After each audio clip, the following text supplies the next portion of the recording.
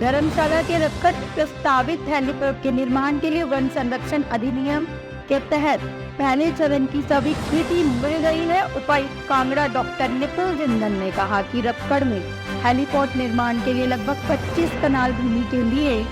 One स्वीकृति वांछित थी। उन्होंने बताया कि रक्कड़ में हेलीपैड निर्माण को लेकर एफसीए के तहत लगाई गई आपत्तियों का प्रशासन द्वारा निराकरण करने के बाद स्टेज 1 की स्वीकृति प्राप्त हो गई है। उन्होंने कहा कि अब वन अधिकार अधिनियम के तहत दूसरे चरण की स्वीकृति मिलने के बाद रक्कड़ में हेलीपैड निर्माण की प्रक्रिया को आगे बढ़ाया जाएगा। धर्मशाला से निर्जित निपी की रिपोर्ट। इसमें मैं बताना चाहूँगा कि जो हेलीपोर्ट्स हैं वो 2 जगह माननीय मुख्यमंत्री महोदय ने के निर्देश थे कि यहाँ पे कमर्शियल हेलीपोर्ट्स के लिए एस्टैब्लिशमेंट के लिए लैंड रिलेटेड जितनी फॉर्मेलिटीज़ हैं वो पूरी की जाएं। तो पहला जो हेलीपैड है वो पालमपुर के अंदर जो है उसके लिए जो प्रक्रिया आरंभ की गई और इस पर लगभग 3 हेक्टेयर जो भूमि है उसको चयन करके उसकी फिजिबिलिटी असेसमेंट करवाकर टूरिज़्म विभाग के नाम जो है उस ज़मीन को कर दिया गया है और उसमें जो डिटेल्ड प्रोजेक्ट रिपोर्ट है वो तैयार की जा रही है और उसमें पवन हंस के भी जो स्टेक होल्डर्स हैं उन्होंने भी उसको विज़िट कर लिया है और वो एडवांस स्टेज पे है डीपीआर बनाने के लिए। और जो दूसरी साइड थी वो धर्मशाला के अंदर चिन्हित की गई थी रक्कड़ के अंदर और वो फॉरेस्ट लैंड थी। लगभग 0.997 हेक्टेयर जो है इस लैंड का चयन किया गया था और इसको भी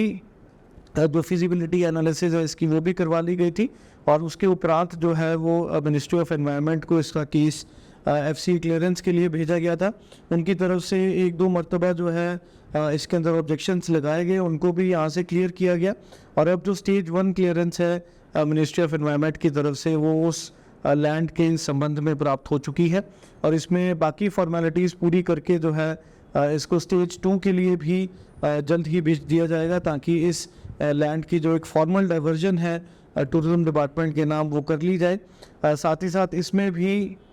जो हमारे पवन हंस के जो लोग हैं उन्होंने विज़िट कर लिया था और इसकी भी डीपीआर जो है साइमल्टेनियसली इस समय तैयार हो रही है ताकि जैसे ही हमारा फॉर्मल डाइवर्जन ऑर्डर होता है टूरिज़्म डिपार्टमेंट के नाम तब इसमें जो आगामी कार्रवाई है हेलीपोर्ट की कंस्ट्रक्शन के लिए वो इमीडिएटली अमल में लाई जा सके। और इस प्रकार ये 2 हेलीपोर्ट्स जो हैं ये दोनों एडवांस स्टेज पे हैं और ये होप कर सकते हैं कि अगले 6 महीने के अंदर अंदर जो डीपीआरस बन के इनका जो आगे का जो प्रोसेस है चाहे टेंडरिंग का चाहे कंस्ट्रक्शन का वो कुछ धरातल पर होना शुरू हो जाएगा। मैं इसमें ये कहना चाहूँगा क्योंकि हमारे यहाँ जो ज़िला कांगड़ा में 2-3 हमारी काफ़ी जो अच्छी टूरिस्ट जो डेस्टिनेशंस हैं पालमपुर उनमें से एक है, धर्मशाला मैक्लोडगंज उनमें से एक है और इस समय जो हमारी कमर्शियल हेलीकॉप्टर फ़्लाइट्स हैं ये यहाँ पर